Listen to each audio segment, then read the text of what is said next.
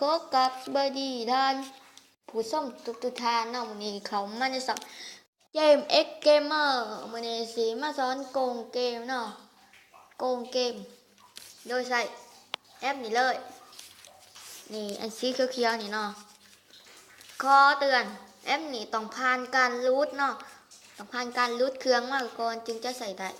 และคลิปหน้าสิมาสอนรูทและจึงจะใส่แอปนี้ได้ขาจากโหลดแอปนี้สิให้ลิงก์ดาวน์โหลดอยู่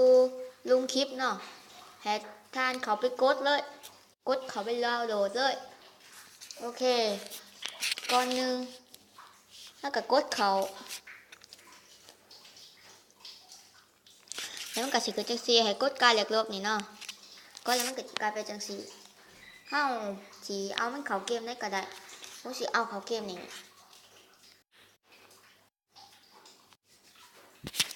โอเคเข้าไปเริ่มโกงเลยเดี๋ยว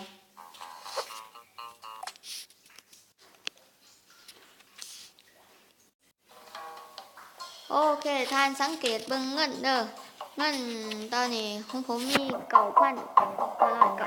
เนาะเก็บนับเลยโอเคเขาสีมาแฮกพร้อมกันเราบอกว่าไม่สีพร้อมกัน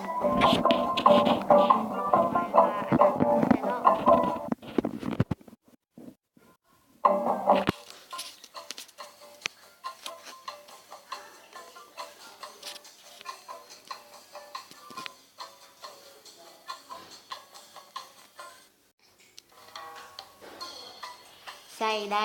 ได้โอเค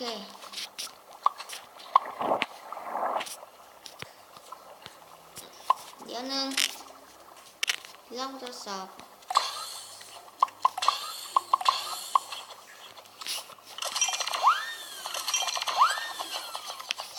ทุกท่านจะเป็นในตามไปก็ว่าต้อง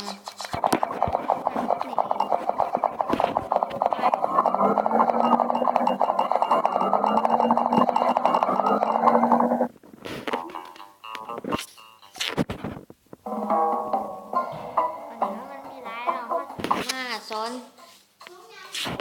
ให้เงินมันลดลงเหลือ0เนาะโอเค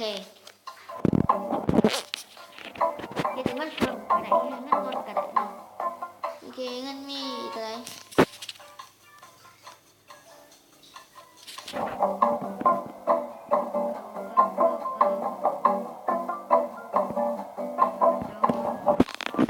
โอเคถ้ามันลดเหลือ10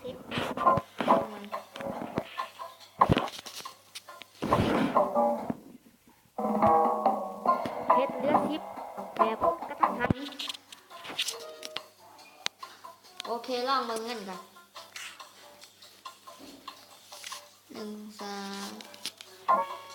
6 4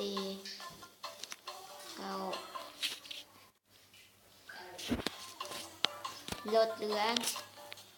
1,000เนาะเรียบร้อยเงินก็ลดให้ตามใจเพิ่มให้ตามใจโอเคคลิปนี้ก็ต้องขอลาเท่านี้เด้อถ้ามักก็กด Subscribe เด้อค่ะมีขอพี่ผ่านยังไงคอมเมนต์มาเด้อแล้วสิเปลี่ยนแปลง